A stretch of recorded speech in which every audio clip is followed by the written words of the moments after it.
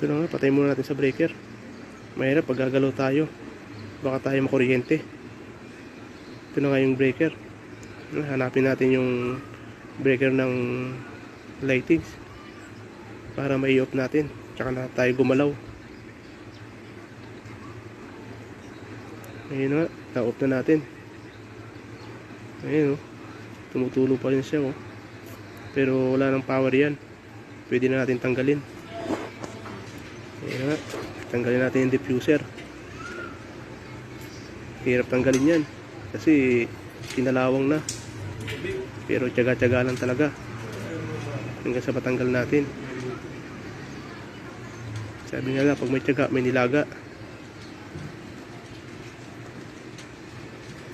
Ito mga kami, Tanggal na natin, pinutol muna natin siya kasi para ma-i-on natin yung breaker, kasi madilim pagka